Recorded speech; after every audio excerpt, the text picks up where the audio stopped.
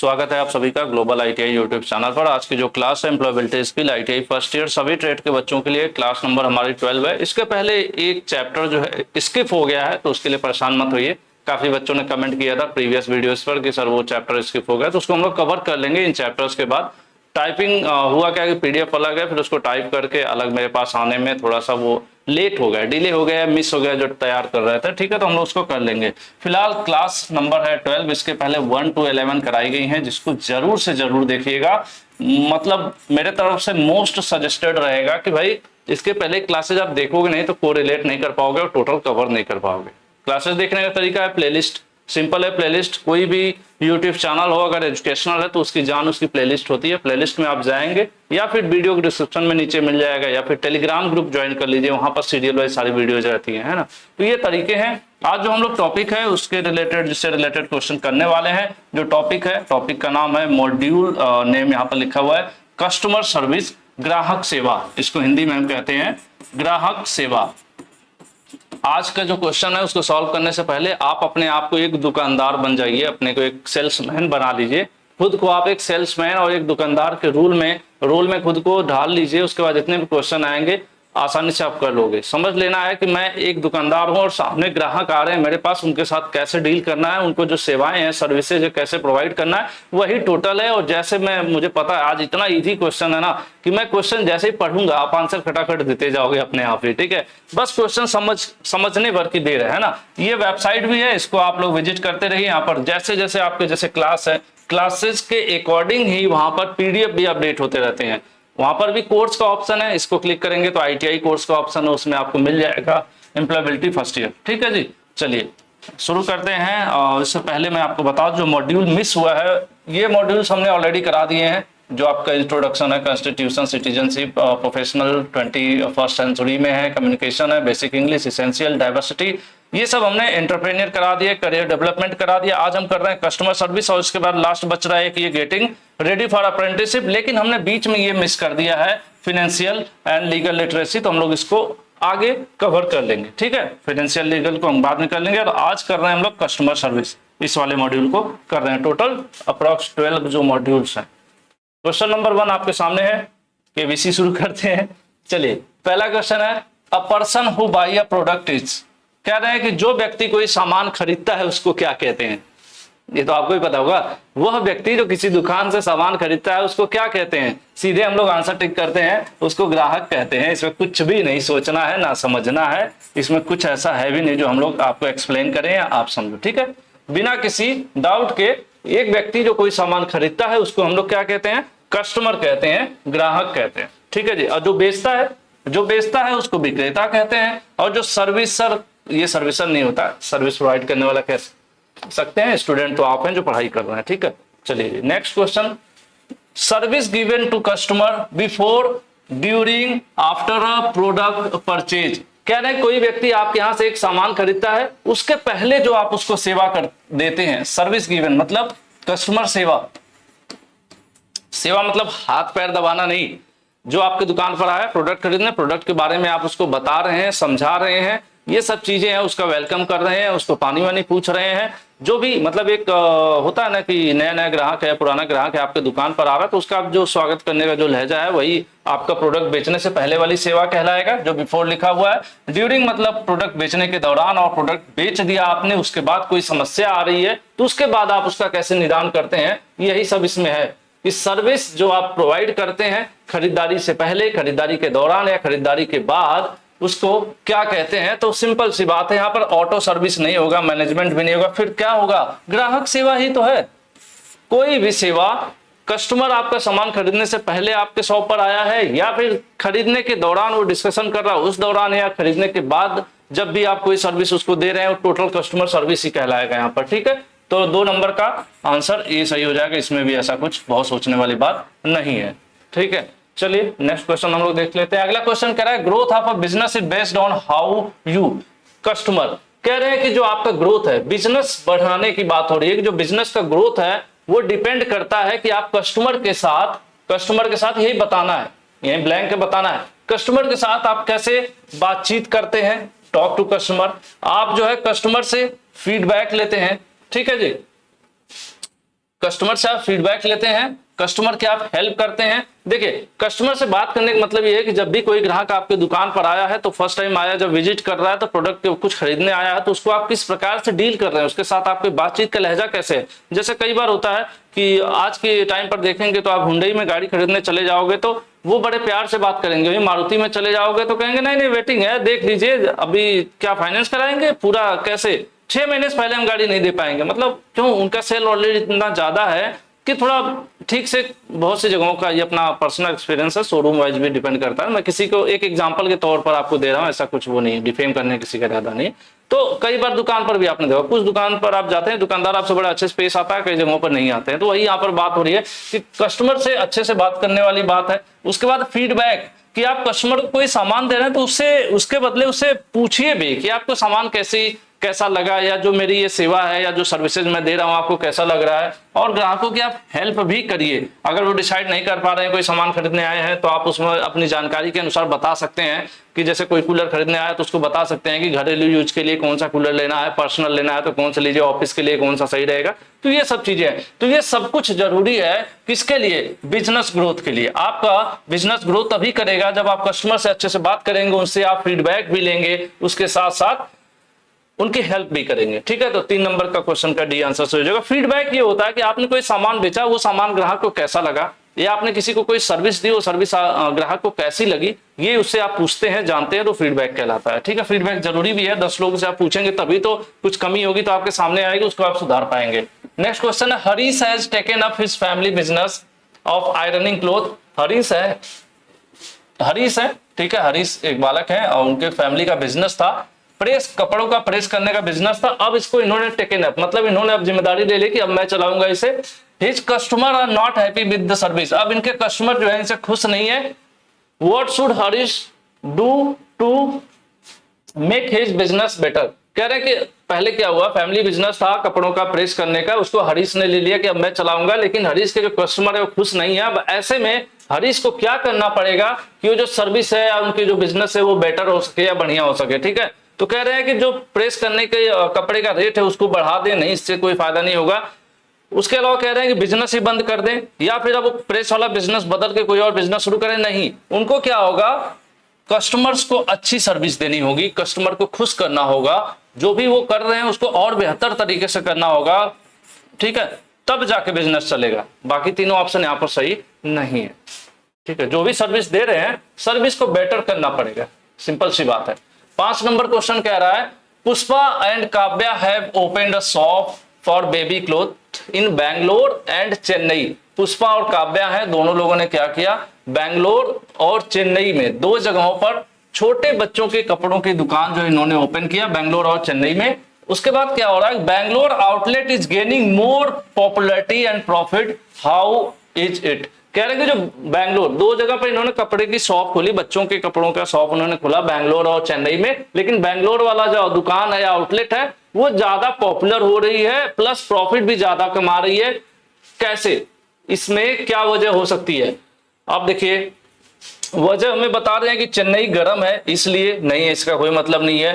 कह रहे हैं कोई भी कारण नहीं, कोई कारण तो होगा। उसके बाद कह रहे हैं कि बैंगलोर में बहुत सारे बच्चे रहते हैं, नहीं ऐसा कुछ नहीं है भाई, बच्चे हर जगह है, चेन्नई में भी है, बैंगलोर में भी है। ठीक है, इनका फर्क नहीं है, फर्क है good customer relationship in Bangalore shop, कि जो बैंगलोर शॉप है वहां पर जो काम करने वाले लोग हैं वो अपने ग्राहकों के साथ अच्छे से अपना रिलेशनशिप मेंटेन किए हुए हैं, यानी उनके साथ अच्छा व्यवहार करते हैं, जिससे वहां के कस्टमर ज्यादा खुश हैं चेन्नई वाले आउटलेट की अपेक्षा। इसीलिए जो बैंगलोर है वहां कपड़े ज्यादा बिक रहे हैं। तो सिंपल सी बात है कि अगर आप अपने कस्टमर के साथ अच्छे रिलेशन रखेंगे, उनको सपोर्ट करेंगे, उनके साथ अच्छे से बात करेंगे, अच्छा व्यवहार रखेंगे, तो आपका बिजनेस ग्रो करेगा। ठीक है, नेक्स्ट है डिससेटिस्फाइड कस्टमर मींस, कह रहे एक ऐसा कस्टमर जो आपसे संतुष्ट नहीं है। कौन होता है, क्या वो ब्यूटीफुल कस्टमर होता है, या पूरा ओल्ड कस्टमर होता है, या हैप्पी कस्टमर। देखिए, डिससेटिस्फाइड, वो आपसे सेटिस्फाई ही नहीं है, इसका मतलब क्या है, वो आपसे खुश नहीं है। आपसे खुश नहीं है इसीलिए आपसे सेटिस्फाई नहीं है, तो वो अनहैप्पी कस्टमर कहलाएगा। इसमें कोई बड़ी चीज नहीं है। ठीक है, वो आपसे खुश नहीं है आपकी सेवाओं से, तो आपसे क्या है, आपसे हैप्पी नहीं है, यानी अनहैप्पी हो जाएगा। नेक्स्ट है, a customer who buy a product for first time. एक ग्राहक जो पहली बार प्रोडक्ट खरीदता है उसको क्या कहते हैं? बार्गेनिंग वाला कहते हैं, वेंडर कहते हैं, रिसर्च कस्टमर कहते हैं? नहीं, उसको न्यू कस्टमर कहते हैं। जो पहली बार आपके दुकान पर आया है और कोई सामान खरीदता है उसको क्या कहेंगे? न्यू कस्टमर कहेंगे। बहुत ही बेसिक, अभी तक सभी मॉड्यूल में सबसे आसान क्वेश्चन इसी मॉड्यूल के हैं। ठीक है जी, चलिए आगे चलते हैं। Loyal customer are those, loyal customer यानी वफादार कस्टमर वो होते हैं जो, देखिए वफादार कस्टमर वो होते हैं जो आपकी दुकान पर एक बार आए और आपसे खुश हो गए, आपकी चीजों को उनको लगा कि नहीं ये जेन्युइन व्यक्ति हैं, सही रेट पर सामान देते हैं, अच्छी सामान देते हैं, क्वालिटी भी अच्छा होता है और आपके व्यवहार से भी वो खुश हैं। तो ऐसे में वो क्या करते हैं, अगली बार जब भी उनको सामान लेना होगा आप ही की दुकान पर आएंगे। दूसरी बात, तीसरी बार, हर बार वो आप ही की दुकान पर आएंगे और साथ ही अपने अन्य लोगों से भी आपके दुकान के बारे में बताएंगे। जब भी कहीं बैठेंगे चर्चा होगी तो कहेंगे यार वो काफी अच्छे हैं, कम रेट पर, सही रेट पर सही सामान अच्छी क्वालिटी का देते हैं। तो उसको हम लॉयल कस्टमर यानी वफादार कस्टमर कहते हैं। तो यही पूछ रहा है लॉयल कस्टमर कौन से होते हैं? नए कस्टमर को लॉयल कहते हैं? नहीं। जो आपकी दुकान से नफरत करते हैं उनको कहते हैं? नहीं। जो बार बार आपसे ज्यादा डिस्काउंट मांगते हैं? नहीं। जो keep coming back to same shop, जो लगातार उसी दुकान यानी आपकी दुकान पर बार बार वापस आते हैं, कीप कमिंग बैक यानी बार बार वापस आते हैं, उनको हम लॉयल कस्टमर कहते हैं, वफादार कस्टमर कहते हैं। ठीक है जी, 8 नंबर का पहला सही हो जाएगा। नेक्स्ट कह रहा है Ravi has a customer who bargains a lot, Ravi के पास एक ऐसा कस्टमर है जो बहुत ज्यादा बार्गेनिंग करता है। कोई भी सामान रवि कहते हैं 400 का है तो वो शुरू कर देता है नहीं 200 का है, फिर वो कहते हैं 350, वो कहता है नहीं 250 से ज्यादा नहीं देगा, मतलब बार्गेनिंग। ठीक है, तो उसके बाद customer wants two by dress which cost 500 rupees. अब वही कस्टमर इनकी दुकान पे आया है रवि के और एक ड्रेस खरीदना चाहता है जो 500 रुपए की है। ठीक है, लेकिन कस्टमर क्या कह रहा है कि मैं इसके सिर्फ 300 रुपए दूंगा।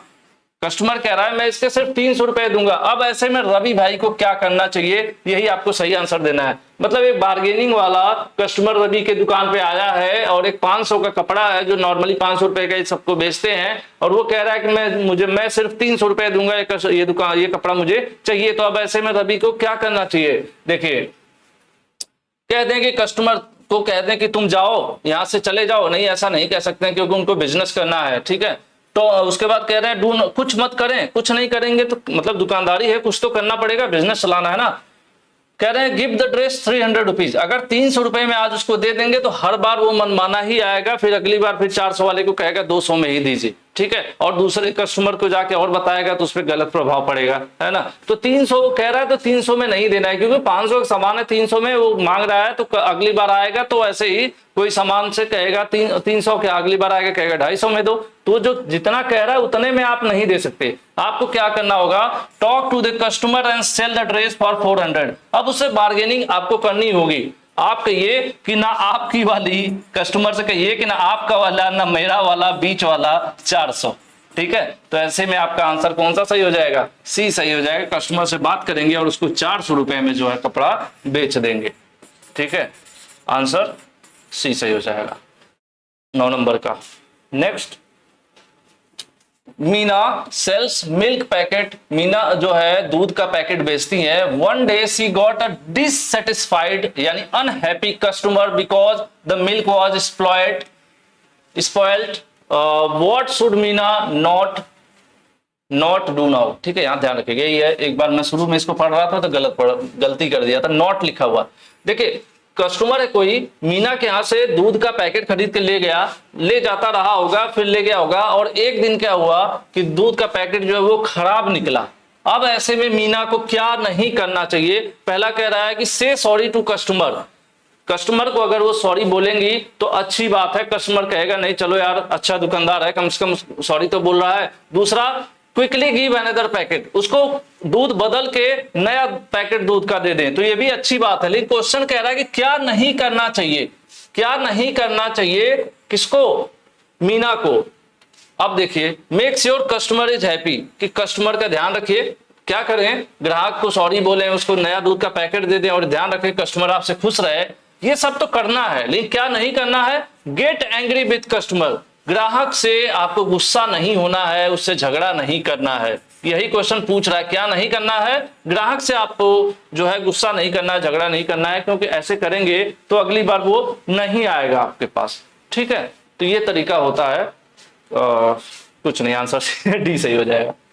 चलिए नेक्स्ट है probing for customer need means. Probing means क्या होता है कि अगर आपके दुकान पे कोई व्यक्ति आया है और दुकान पर आया है, आपके पास हो सकता हो मल्टी ब्रांड आपकी दुकान हो और जो है बड़े बच्चों के भी कपड़े रखे हैं, बड़े बच्चों का, छोटे बच्चों का, महिलाओं का, पुरुषों का कपड़ा रखे हैं और उसके साथ ही आप टीवी, फ्रिज, एसी वगैरह भी रखे हैं और बर्तन भी रखे हैं। अब ऐसे में क्या होगा, आपके पास कोई ग्राहक आता है, वो आता है स्वयं 35 साल का है और उसका एक बेटा है 10 साल का, ठीक है मान लेते हैं। तो 35 साल का वो है, 10 साल का बेटा है, दोनों दुकान में आए, तो अब जो दुकानदार है वो कैसे समझ पाएगा कि ये क्या लेने आए हैं, क्या लेने आए हैं, क्योंकि देख के तो अब कंफ्यूजन हो जाएगा। अकेले आता व्यक्ति और सिर्फ कपड़े की दुकान होती बड़े की, तो होता कि चलो बड़े के लिए आए होंगे। तो अब ऐसे में जो दुकानदार है, वहां पे जो सेल्समैन है, उनकी जिम्मेदारी है कि कुछ प्रश्न पूछें, प्यार से कुछ प्रश्न पूछें, जिससे ये पता चल पाए कि ग्राहक लेना क्या चाहता है। ऐसे सवालों को प्रोबिंग क्वेश्चन कहा जाता है। मैंने एक छोटा सा आपको समझा दिया। प्रोबिंग क्वेश्चन वो होते हैं, जैसे कैसे पूछेगा, वो कहेगा सर आपके लिए कुछ दिखाऊं या बेटे के लिए, ठीक है सर कपड़ा देखना चाहेंगे कि टीवी देखना चाहेंगे, टीवी देखना नहीं खरीदना, कपड़ा खरीदना चाहेंगे कि टीवी खरीदना चाहेंगे। तो ये क्वेश्चंस जो है प्रोबिंग क्वेश्चंस कहलाते हैं। इससे ये हो पाता है कि ग्राहक जो चाहता है वो हम जान पाते हैं, एक दुकानदार के रूप में हम ये चीज जान पाते हैं। तो यही पूछ रहा है probing for customer need means कि कस्टमर्स की नीड को जानने के लिए प्रोबिंग करते हैं। तो प्रोबिंग का क्या मतलब है यहाँ पर, to celebrate with customer, celebration नहीं करना हमें, get angry with customer, angry भी नहीं करना है, डिस्काउंट नहीं, to ask customer what they need, उससे कस्टमर से ये पूछना कि साहब आप क्या लेने आए हैं मेरी दुकान पर, ये जानकारी लेना या उस कस्टमर से पूछना ही प्रोबिंग कहलाता है, ठीक है। तो यहां पर आंसर आपका 11 का सी हो जाएगा।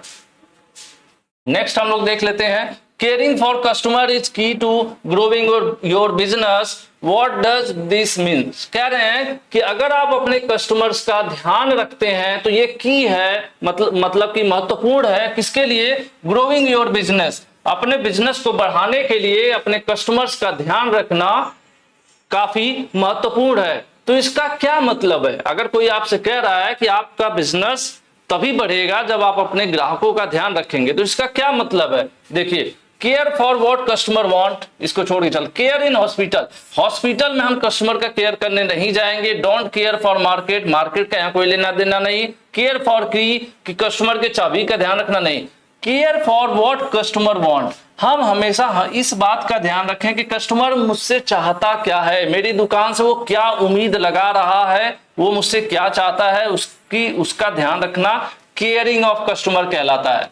केयरिंग ऑफ कस्टमर का मतलब कि कस्टमर क्या चाहता है, इस बात का ध्यान रखना केयरिंग ऑफ कस्टमर कहलाता है। ऐसा नहीं कि कस्टमर का ध्यान रखने का मतलब है कि आते ही उसको केला, सेव, गुलाब जामुन खिला रहे हैं आप और कह रहे हैं सर आपका वजन कम हो गया, थोड़ा ये खा के बढ़ा लीजिए, जूस पिला रहे हैं उसको, ठीक है नहीं। ध्यान रखना मतलब वो एक ध्यान रखना अलग होता है। केयर जैसे आप आई लव यू बोलते हैं, तो आई लव यू एक सेंटेंस है, जगह के हिसाब से उसके इमोशंस बदल जाते हैं।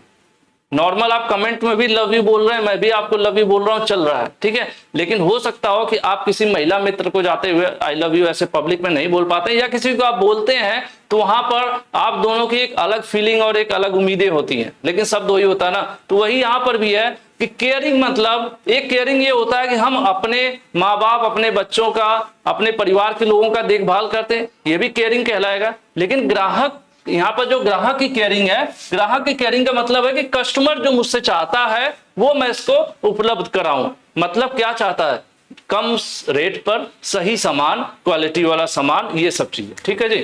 तो यहां पर आंसर आपका ए सही हो जाएगा। नेक्स्ट है ब्लैंक है, यही आपको बताना, is a way to understand the customer needs and emotions by asking question. कह रहे हैं कि इसमें से एक ऐसा तरीका है जिससे हम ये जान सकते हैं कि कस्टमर को क्या चाहिए, उसकी क्या जरूरत है, ठीक है। कस्टमर को क्या चाहिए, कस्टमर नीड, हम अगर ये जानना चाहते हैं कि कस्टमर को क्या चाहिए तो हम कैसे कर सकते हैं। हमने आपको बताया था कि एक प्रश्न होता है जिसको हम कहते हैं प्रोबिंग, अभी शुरू में हमने बताया था। प्रोबिंग के द्वारा ही हम जान सकते हैं कि कस्टमर हमसे क्या चाहता है, ठीक है। तो यहां पर आपका 13 का आंसर बी सही हो जाएगा। नेक्स्ट, प्रॉबिंग मैंने आपको इसलिए बता दिया क्योंकि उससे रिलेटेड 2-3 सवाल यहां पर मिलेंगे। Taapsee is at a cloth shop two by a gift for her friend. Taapsee है और मुझे लग रहा है दीदी होंगी, ये एक दुकान पर है, कपड़े की दुकान पर है और गिफ्ट खरीदना चाहती है अपने दोस्त के लिए। She is unable to choose the proper cloth. वो कंफ्यूज है, हालांकि ज्यादातर रहती है है ना, तो कंफ्यूज है कि कौन सा वाला मैं कपड़ा लूं, कंफ्यूज है, प्रॉपर नहीं। तो ऐसे में क्या होगा, the sales person can help her buying asking. अब देखिए, ऐसे में सेल्स पर्सन उनकी मदद कर पाएगा, करेगा। कैसे करेगा, कुछ सवाल पूछेगा।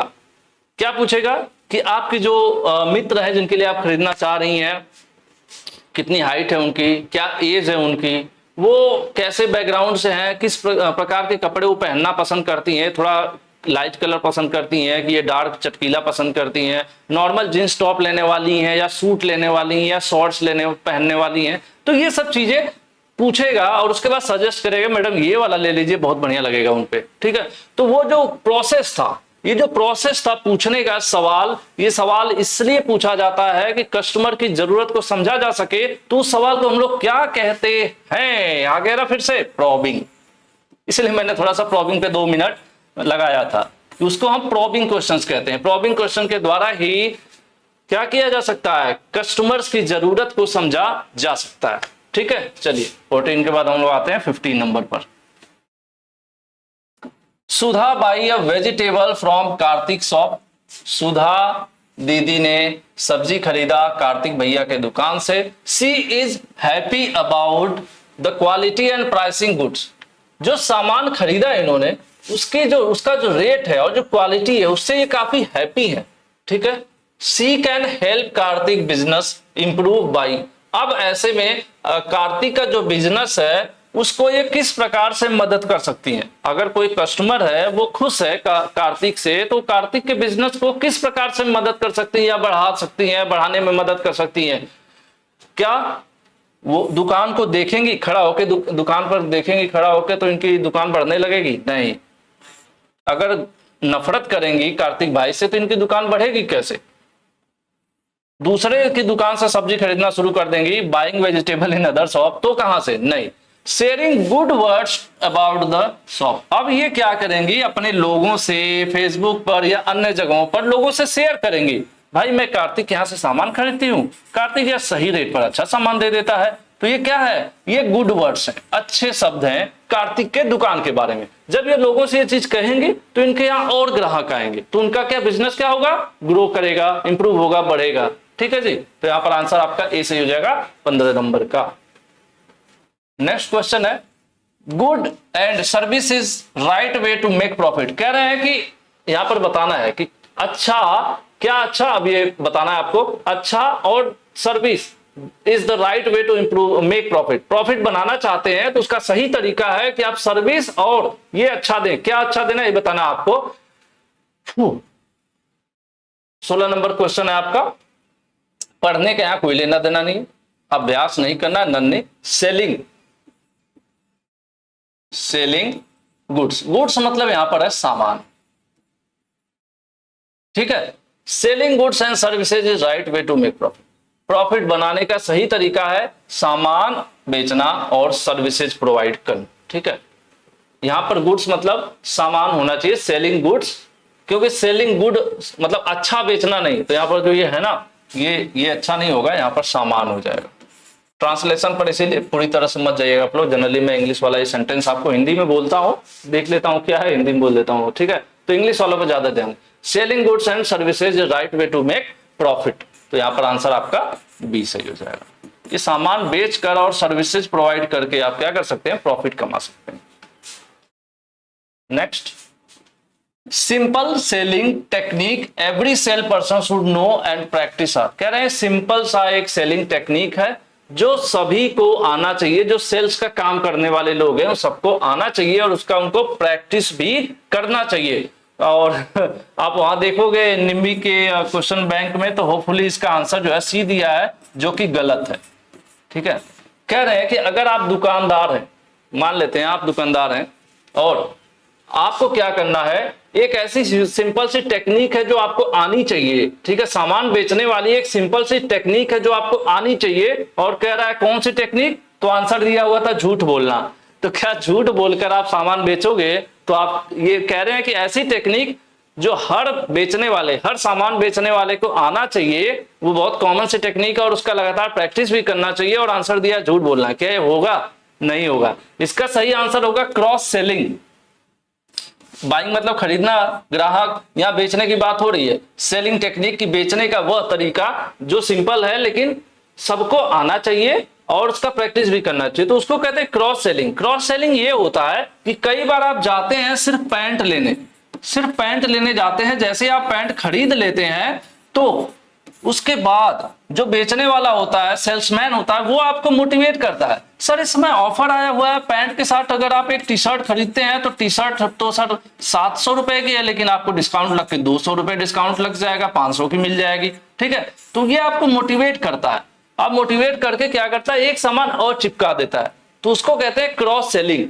आप तो आए थे खरीदने पैंट, लेकिन उसने आपको मोटिवेट करके ऑफर देकर कुछ ऐसा 1+1 वाला ऑफर या फिर कुछ एक्स्ट्रा डिस्काउंट देकर एक सामान और आपके साथ चिपका दिया, तो इसको क्रॉस सेलिंग कहते हैं। और ये हर बेचने वाले के अंदर आना चाहिए और इसका प्रैक्टिस करना चाहिए, न कि झूठ बोलना, ठीक है।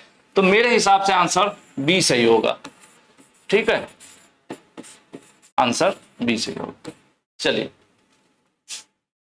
और क्लासेस को एंजॉय करिए, पढ़िए। अगर आप प्रेशर में होंगे कि नहीं जल्दी से खत्म करना है, तो जल्दी नहीं होगा, ठीक है। कई बार हमें आपको होता है ना, रास्ते पर जा रहे होते हैं और जब हम सफर को एंजॉय कर रहे होते हैं तो पहुंच जाते हैं आराम से, समय का पता नहीं चलता। और कई बार टारगेट होता है जल्दी जाना है तो लगता है कि लेट होते जा रहे हैं, है ना। तो यही चीज पढ़ाई में भी है, अगर मजे के लिए पढ़ेंगे तो मजा आएगा, और प्रेशर लेकर पढ़ेंगे तो सजा मिलेगी, है ना। तो फैब है, फैब का आपको फुल फॉर्म बताना है। फैब मतलब होता है फीचर्स, एडवांटेजेस एंड बेनिफिट्स। कोई सामान अगर कोई आपके यहाँ ग्राहक आया है तो हमारा काम होता है कि अगर कोई मोबाइल खरीदने आया मेरी दुकान पे, तो मोबाइल से रिलेटेड जो फीचर्स है उसको मैं बताऊं। फीचर्स में बता दूं भाई कि भाई बैटरी है 5000 mAh की, 64 मेगापिक्सल कैमरा है, डॉल्बी डिजिटल साउंड है, उसके बाद शानदार वाला OLED डिस्प्ले है, दुनिया भरी चीजें मैं बताऊं, ये फीचर्स हो गए, ठीक है।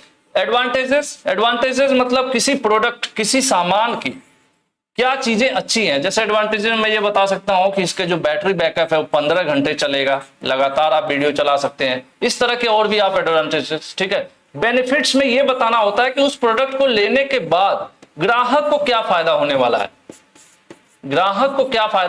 तो आप बता सकते हैं कि आप लोगे इसको तो आप एक बार चार्ज करके लगातार अपने जो आप काम करते हैं दिन भर बिजनेस वाला वो सब कर सकते हैं, बार बार आपको चार्ज नहीं करना पड़ेगा। तो ये 3 शब्द है, इसी का ये शॉर्ट बना हुआ है FAB। तो ध्यान रखिएगा, फीचर्स, एडवांटेजेस एंड बेनिफिट। किसी सामान का, किसी प्रोडक्ट के फीचर्स, एडवांटेजेस और बेनिफिट्स के बारे में हम बताते हैं, तभी तो ग्राहक खरीदता है, ठीक है। उसको FAB बोला जाता है। Swati needs to sell laptop. Swati को लैपटॉप बेचना है। She can use the technique to sell it. कह रहे हैं इनको कौन सा इसमें से टेक्निक इस्तेमाल करना चाहिए जिससे ये लैपटॉप बेच सके। तो देखिए, टैब और पाइथन तो आपकी एक कंप्यूटर लैंग्वेज है, कोरल ड्रॉ एक सॉफ्टवेयर है जिसमें डिजाइनिंग की जाती है, तो इनका कोई लेना देना नहीं है। टैब का तो यहाँ कोई नहीं। अभी हम लोगों ने पढ़ा था कि सामान बेचने के लिए उसके फीचर्स, लैपटॉप के फीचर्स के बारे में बताना पड़ेगा, उसके एडवांटेजेस और उसके बेनिफिट्स वगैरह को बताकर क्या कर सकती हैं, वो अपने सामान को बेच सकती हैं। क्या सामान बेच रही हैं वो बेच रही हैं लैपटॉप, ठीक है। तो लैपटॉप बेचने के लिए हम लोग FAB टेक्निक इस्तेमाल करेंगे। सिंपल, अभी हमने इस पर डिस्कस भी किया है पिछले क्वेश्चन में। नेक्स्ट है, Smita need to sell a mobile phone. Smita को मोबाइल फोन बेचना है। She is writing down the advantages. उन्होंने एक पेज लिया, उस पर सारी कहानी लिख दी कि पहले से मैं लिखी रहूंगी, सबको बता दूंगी, कस्टमर के सामने सीधे पेज रखूंगी, कहूंगी देखिए ये सारे बेनिफिट्स हैं। तो उन्होंने पेज लिया, पेज में लिख रही हैं कि इनका जो मोबाइल है उसमें क्या क्या एडवांटेजेस है, ठीक है, क्या एडवांटेजेस है, क्या बेनिफिट्स है, ठीक है। लिख रही है कि क्या एडवांटेजेस है, क्या बेनिफिट्स है, दूसरे फोन के मुकाबले क्या अलग है, ठीक है, बेनिफिट्स क्या है। तो ये क्या लिख रहे हैं, इसको क्या कहेंगे। अगर एक पेज पर वो एडवांटेज बेनिफिट वगैरह लिख रही है अपने मोबाइल फोन का जिससे कि वो बेच सके, तो इस चीज को क्या कहेंगे, क्या इसको हम कहेंगे, इसको हम कहेंगे एफएबी स्टेटमेंट। फिर से वही ना, एडवांटेज, बेनिफिट, फीचर्स लिखे जा रहे हैं, बोला जा रहा है, लिखा जा रहा है, हो क्या रहा है, एफएबी के बारे में तो बताया जा रहा है। तो यहाँ पर 20 नंबर का आंसर सी सही हो जाएगा, एफएबी स्टेटमेंट कहेंगे। स्टेटमेंट इसलिए कहेंगे क्योंकि वो लिखा हुआ है, ठीक है, लिखा हुआ तो स्टेटमेंट हो गया। स्टेटमेंट मतलब एक वाक्य हो गया, कुछ भी बोला भी जा सकता है, स्टेटमेंट है ना। जो customer sharing their experience and opinion about a product is called. देखिए कस्टमर ने कोई प्रोडक्ट लिया, उसके बारे में उस ग्राहक का उसके साथ क्या अनुभव है, या उसके ओपिनियन में प्रोडक्ट सही है खराब है, ये सब चीजें क्या कर रहा है कस्टमर आपसे शेयर कर रहा है या बता रहा है, तो इसको क्या कहते हैं, इसी को कहते हैं कस्टमर फीडबैक। और ये बहुत जरूरी होता है। अगर आप कोई बिजनेस में है तो आपको अपने कस्टमर से लगातार फीडबैक लेते रहना चाहिए कि आपकी कमी क्या है, आप जो चीज कर रहे हैं अच्छा कर रहे हैं तो उसमें अच्छा क्या है, और उसमें क्या कमी है जो ग्राहक को चाहिए आप दे नहीं पा रहे हैं, तो उसको आप इंप्रूव करेंगे जिससे कि आप बेहतर बने रहेंगे लोगों के बीच, ठीक है। तो लगातार आप लोगों से एक चीज मैं कहता हूं हर वीडियो में, शायद एक भी वीडियो ऐसी हो जो मैं ना कहता हूं, मैं कहता हूं नीचे कमेंट करके अपना फीडबैक जरूर दीजिएगा। फीडबैक मतलब मैं आपसे यही जानना चाहता हूं कि जो मैं आपको पढ़ा रहा हूं, पढ़ाने का टारगेट क्या है। टारगेट सिंपल सा है, आपका बेहतरीन रिजल्ट। टारगेट क्या है, आपका बेहतरीन रिजल्ट, क्योंकि हमारा आपका सब कुछ एक दूसरे ज्वाइंट है। आप जितना बेहतरीन करते हो उतना बेहतरीन मेरा नाम होता है, ठीक है, सिंपल सी बात है। क्योंकि जितना आप ग्रो करोगे उतना हम ग्रो करेंगे, हम एक दूसरे से इक्विवेलेंट है। मोस्टली मैं आप पे डिपेंडेंट हूं, तो मैं हमेशा चाहूंगा कि मेरा स्टूडेंट कहां जाए, ग्रो करे, है ना। अच्छा परफॉर्मेंस, अच्छा परसेंटेज, अच्छे नंबर्स जैसे ही आप लाते हो तो नाम लेते हो ग्लोबल आईटीआई से किया है ना। तो यही चीज होता है। तो फीडबैक मैं आपसे कहता हूं बार बार कमेंट में आप बताइएगा कैसी लगी क्लास, कैसी लगी क्लास, तो इससे मैं जानने की कोशिश करता हूं, तो वही फीडबैक कहलाता है। 21 का डी सही हो जाएगा, ठीक है। नेक्स्ट है closing sales technique is an essential skill for. कह रहे हैं क्लोजिंग सेल्स जो टेक्निक है वो बहुत ही महत्वपूर्ण है, किसके लिए, सिंपल सी बात है, सेल्स जो करेगा उसी के लिए। तो सेल्स कौन करता है, सेल्स पर्सन। सेल्स पर्सन कौन होते हैं, जो आपको दुकान पर जो सामान आपको दिखाते हैं उसके बारे में बताते हैं, आपको मोटिवेट करते हैं कि ये बहुत अच्छा कपड़ा है, इसका बहुत कम पैसे मिल रहा है, डिस्काउंट चल रहा है, जो आपको समझाते बताते हैं, आपको बेचने की कोशिश करते हैं, वो सेल्समैन होते हैं। तो ये जो टेक्निक है क्लोजिंग टेक्निक जो है, सेल्स क्लोजिंग सेल्स टेक्निक, वो किसके लिए जरूरी है, तो उन्हीं के लिए जरूरी है जो बेचने वाले होते हैं। और होता क्या है, ये होता है कि मैं इतना कुछ इस प्रकार से समझा के लास्ट में वो स्टेटमेंट, लास्ट में बोलने वाला वो वाक्य जिससे कस्टमर मोटिवेट हो जाए और वो सामान खरीद ले, वही लगभग हमारा कहलाता है क्लोजिंग सेल्स, ठीक है। तो यहाँ पर आपका ये किसके लिए, बच्चों के लिए, मैनेजर के लिए, क्लर्क के लिए नहीं होता है, जो बेचने वाले व्यक्ति होते हैं, सेल्समैन होते हैं, सेल्स पर्सन होते हैं, उनके लिए होता है, ठीक है। 22 का ए। नाउ और नेवर, आज या तो कभी नहीं, क्लोज, ये भी एक सेल्स क्लोज है, ये भी एक टेक्निक है सेल को कंप्लीट, मतलब किसी सामान को बेचने का लास्ट स्टेटमेंट एक तरह से है ये close sales. Never, now or never, now or never का ये मतलब होता है कि ये जो डिस्काउंट है आज ही तक है, आज के बाद ये कभी भी आपको नहीं मिलेगा। कुछ इस प्रकार से मोटिवेट कर लेते हैं कि ये जो डिस्काउंट है 60% का बेहतरीन डिस्काउंट है और ये आखिरी बार है, आज के बाद ये कभी नहीं मिलेगा, तो उसको हम कहते हैं नाउ और नेवर क्लोज, ठीक है। Summary close and question close. Summary close भी, क्वेश्चन क्लोज भी कुछ नॉर्मल ही है। क्वेश्चन क्लोज इस तरह का है लगभग कि आप इसमें क्या, अगर कई बार होता है कि इसमें और क्या आप चाहते हैं, कई बार होता है कि नई कस्टमर ले रहा होता है तो हम पूछेंगे कितना और डिस्काउंट करवा दें, क्या और चाहते हैं हम एड ऑन कराने के बाद, ठीक है। तो कह रहे हैं कि now or never close, summary close, question close are 3 important. ये क्या है, ये क्या है एक्चुअल में, ये सेल्स टेक्निक है, ये तीनों क्या है, ये सेल्स टेक्निक है। लेकिन कौन सी सेल्स टेक्निक है, क्लोजिंग। क्लोजिंग क्या होता है, लास्ट में, जैसे कई बार होता है ओपनिंग टेक्निक ये होगी कि जब कोई आया मेरे पास, मैंने शुरू किया बातचीत करना, प्रोडक्ट को समझाना, बेचना, तो मोटिव तो बेचना ही है सबका, सेल्स टेक्निक ही है। लेकिन ओपनिंग में क्या होता है, हम शुरुआत करते हैं कस्टमर की जरूरत को जानना, समझाना, बताना, और क्लोजिंग ये होता है कि लास्ट में जब हम सारी कुछ कहानी करके एकदम क्लोज करने वाले होते हैं तो फाइनल स्टेटमेंट देते हैं कि भाई ऐसा ऐसा है, ये है आपके लिए बेहतर। उसके बाद क्या होता है, मेरे क्लोजिंग के बाद जो है कस्टमर फिर अपना डिसीजन लेता है, प्रोडक्ट ले लेगा या तो नहीं लेगा, ठीक है। तो यहां पर वही बात हो रही है कि अब या कब, ये जितने भी ऑफर वाली कहानी है सब क्या है, ये क्लोजिंग टेक्निक्स हैं। 23 का आंसर सी सही हो जाएगा। ठीक है। कई बार ऐसा भी होता है मैं यहाँ पर सही टिक करता हूँ, यहाँ आंसर गलत लिख दूं, ऐसा एक बार शायद वीडियो में हुआ था, आप लोग में से कमेंट किया था, तो जस्ट क्या होता है ना, जल्दीबाजी के चक्कर में हो जाता है। हालांकि मैं क्वेश्चन समझा देता हूं, तो अगर मैं आप समझ जाते होंगे तो फिर थोड़ा बहुत इसको आप मैनेज कर सकते हैं, हालांकि ये मेरी कमी है, मैं एक्सेप्ट करता हूं। A hotel asked his customer to fill customer satisfaction survey. कोई आप होटल में रुका हुआ है तो होटल वाले ने क्या किया, एक फीडबैक फॉर्म भरवा रहे हैं, कस्टमर सेटिस्फैक्शन सर्वे करवा रहे हैं कि आप मेरी सेवाओं से संतुष्ट हैं कि नहीं है। उसमें 2-4 कॉलम बने होंगे, वही कस्टमर क्या करवा रहा है, कस्टमर से फील करवा रहा है होटल वाला what they are trying to do. अगर कोई होटल वाला एक फॉर्म दे दिया है कस्टमर को और उसमें से कुछ 2-4-5 कॉलम बने हुए हैं कि आपका नाम क्या है, मोबाइल नंबर क्या है, उसके बाद आप हमारी सेवाओं से खुश हैं कि नहीं, कितना खुश हैं, खुश हैं तो यस लिखें, नो लिखें, 10 में से कितना नंबर देना चाहेंगे, इस प्रकार का फॉर्म है। तो उसको क्या कहते हैं, तो इसको हम लोग कहते हैं, क्या कहेंगे, फीडबैक। फीडबैक ही तो है ये, हम जानना चाहते हैं कस्टमर कितना खुश है कि नहीं है, नाराज है तो क्यों नाराज है, वो हम एक फॉर्म के रूप में कस्टमर से जानना चाहते हैं। तो इसको हम क्या बोलेंगे, इसको हम बोलेंगे कस्टमर से हम ले रहे हैं फीडबैक। तो यही पूछ रहा है कि हम क्या कर रहे हैं, ये चीज पूछ रहे हैं, तो उसको फीडबैक कहते हैं। नेक्स्ट है sales person tell the customer the offer exist today only. Salesman है कोई और आप गए सामान लेने, तो बोल रहे हैं कि ये जो ऑफर है सिर्फ आज के लिए है। This sale technique is called, ठीक है, इस सेल टेक्निक को क्या कहते हैं, क्लोज डाउन, क्वेश्चन, लॉकडाउन नहीं, इसको हम कहते हैं नाउ और नेवर। भाई आज ले लो नहीं तो नहीं मिलेगा, ठीक है। नाउ और नेवर स्टेटमेंट यही होता है कि ये जो ऑफर है आज के लिए है, फिर दोबारा नहीं आएगा, ठीक है। तो कहीं ना कहीं आपको मोटिवेट कर देता है ये स्टेटमेंट, अरे यार ऐसा ऑफर है, चलो ले ही लेते हैं। तो इस ऑफर को, जैसे अगर कोई आपसे ऐसा कहता है कि जो ऑफर है सिर्फ आज के लिए है, तो किस प्रकार का स्टेटमेंट है, तो ये है नाउ और नेवर, कि अभी ले लो नहीं तो कभी नहीं मिलेगा, ठीक है। तो ये आपका आंसर ए सही हो जाएगा 25 का। और इस मॉड्यूल में क्वेश्चन इतने ही थे। नेक्स्ट मॉड्यूल को हम लोग करेंगे किसमें, नेक्स्ट क्लास में, ठीक है।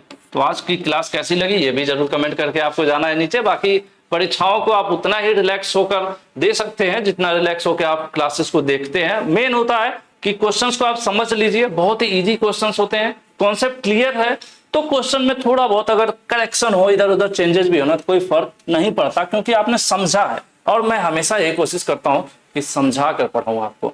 अगर कोशिश कंप्लीट है तो कमेंट जरूर करिएगा। धन्यवाद।